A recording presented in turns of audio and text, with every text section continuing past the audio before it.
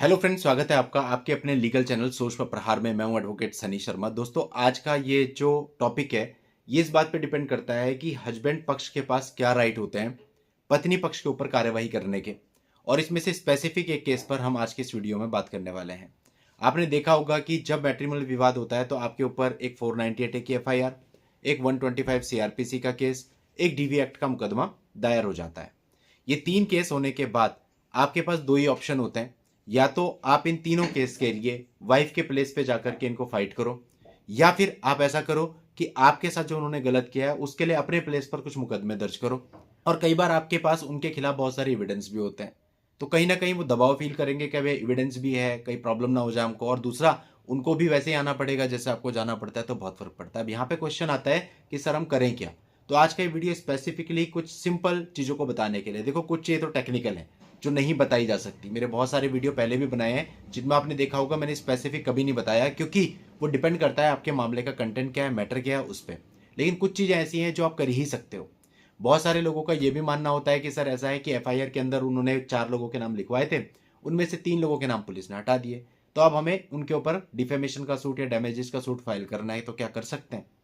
दोस्तों देखो, ऐसे में कर तो सकते हैं, लेकिन उसकी जो सही जुरिडिक्शन है वो बनती है जिस थाने में एफआईआर दर्ज हुई थी। यानी एफआईआर उसने अपने प्लेस पे दर्ज कराई होगी, तो आपका डिफेमेशन सूट का जो जुरिडिक्शन है, सही जुरिडिक्शन, वो वहीं बनेगा। डालने को आप अपने आप ही फाइल कर दो, लेकिन जब अपोजिट पार्टी उसको कंटेस्ट करने आएगी, वो जुडिक्शन के बेस पे एक एप्लीकेशन लगाएगी और आपका केस खारिज हो जाएगा। तो आपका जो भी पैसा लगा, टाइम लगा, सब बेकार हो जाएगा। तो उसकी सही जुरिडिक्शन वो नहीं है, बल्कि उन्हीं के प्लेस पे बनेगी। इसलिए ये केस इनिशियली करना अच्छा नहीं रहेगा। हाँ, लेकिन लड़की वालों ने अगर अदरवाइज आपका कोई डिफेमेशन किया है और उसके प्रूफ आपके पास हैं, सोशल मीडिया पे आपको डिफेम किया है या किसी और तरीके से पब्लिकली आपको डिफेम किया है और आपके पास उसके प्रूफ हैं, तो फिर आप अपने प्लेस पे डिफेमेशन का केस या डैमेजेस सूट या फिर दोनों ही फाइल कर सकते हैं। तो एक रेमेडी तो ये हो गई। सेकंड और सबसे आसान रेमेडी होती है डीवी एक्ट। आपने देखा होगा, लड़की भी, वाइफ भी आपके ऊपर डीवी का केस करती है और आपके सारे परिवार वालों के नाम उसमें लिखवा देती है। सेम यही राइट आपके परिवार की महिलाओं को भी है, क्योंकि आपके परिवार की महिलाओं के साथ बहुत कुछ गलत हुआ होता है। कई बार उनके साथ गाली गलौच हुआ होता है, कई बार हाथापाई हुई होती है, कई बार लिटरली मारपीट हुई होती है, कई बार और चीजें हुई होती हैं, और आपके पास उसके वीडियो रिकॉर्डिंग, ऑडियो रिकॉर्डिंग भी अधिकतर बार होते हैं। लेकिन आप कुछ करते नहीं, या फिर करने की कोशिश भी करते हैं तो आप पुलिस को एक एप्लीकेशन देते हैं, पुलिस उस पर एफआईआर दर्ज नहीं करती, या पुलिस उस पर एफआईआर दर्ज करती भी है तो कुछ समय के बाद एफआईआर लग जाती है। तो मतलब आपको कोई रिलीफ ज्यादा मिल नहीं पाता। तो ऐसे में डीवी एक्ट का जो केस होता है ये आपके लिए काफी प्रभावी साबित हो सकता है। आपके घर पे मान लें आपकी 2 सिस्टर है और एक मदर है, तो तीनों लोगों को अधिकार है कि उनके साथ जो कुछ भी गलत हुआ है उसको डीवी एक्ट के अंतर्गत कवर कर सकती हैं। डीवी एक्ट के अंतर्गत पुलिस का कोई रोल नहीं है। आपको सिंपल अपनी एक पिटीशन बनानी है, उसके अंतर्गत आप हर प्रकार के वायलेंस को लिख सकते हैं। चाहे वो फिजिकली हुआ हो, चाहे वो मेंटली हुआ हो, चाहे वो इकोनॉमिकली हुआ हो, चाहे वो इमोशनली हुआ हो, हर तरह की चीज, हर तरह का कंटेंट आप लिख सकते हैं। और ये एक ऐसा केस है जो कि बहुत ही आसानी से डायरेक्टली कोर्ट में दर्ज हो जाएगा। डीआई रिपोर्ट लगेगी और सामने वालों की समनिंग हो जाएगी। तो आप एक्सपेक्ट कर सकते हैं कि डीवी एक्ट का केस फाइल करने के 3 महीने के अंदर अंदर सामने वाली पार्टी को समनिंग हो जाएगी। तो इनिशियली तो इतना ही काफी होता है। और डीवी एक्ट की जुरिडिक्शन भी वो होती है जहां पे पीड़िता वर्तमान समय में निवास कर रही है। तो आपकी मदर चाहे देहरादून में निवास कर रही है, आपकी मदर चाहे दिल्ली में निवास कर रही हैं, चाहे बैंगलोर में निवास कर रही हैं, जहां भी वो निवास कर रही है वहां पे वो फाइल कर सकती हैं, जैसे कि वाइफ करती है। तो ये और आसान हो जाता है, क्योंकि बहुत से मामलों में ऐसा होता है कि आपकी सिस्टर अलग निवास कर रही होती है, मदर अलग निवास कर रही होती हैं, तो वो अपने अपने प्लेस से डीवी एक्ट का केस फाइल कर सकती हैं। ज्यादा कुछ हो ना हो, समनिंग होगी, आना तो दोनों प्लेस पे पड़ेगा ही।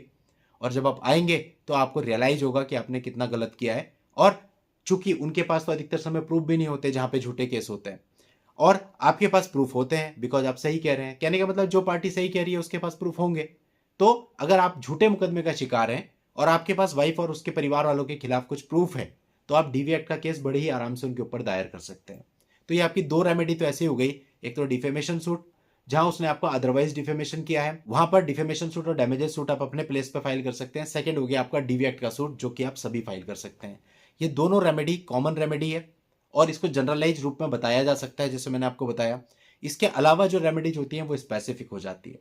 इसके अलावा कई लोगों का ये प्रश्न भी होता है कि सर, उन्होंने बताया कि हमने शादी में 1 करोड़ रुपए का खर्चा किया है, तो क्या हम इनकम टैक्स में कंप्लेंट कर सकते हैं? बिल्कुल कर सकते हैं और करनी भी चाहिए। एक टैक्स इवेशन पिटीशन बना करके आपको इनकम टैक्स डिपार्टमेंट में भेजनी चाहिए और उसका फॉलोअप लेना चाहिए।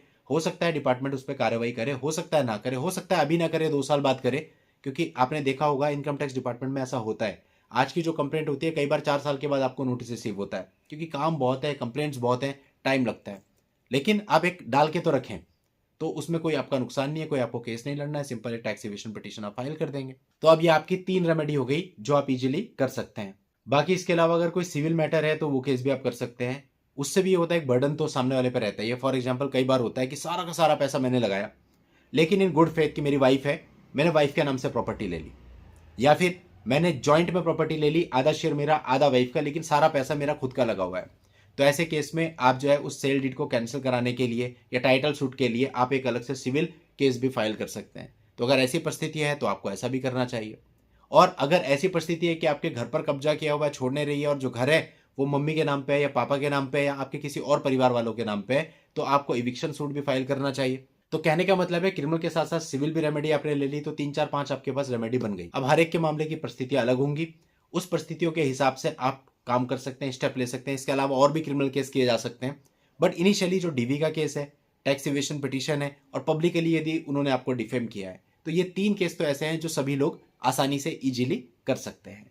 तो दोस्तों उम्मीद करता हूं आपको पूरी बात समझ में आ गई होगी। आज की इस वीडियो में इतना ही। नेक्स्ट वीडियो में नई जानकारी के साथ मैं आपसे फिर मिलता हूं। तब तक के लिए goodbye and thank you for watching. Take care.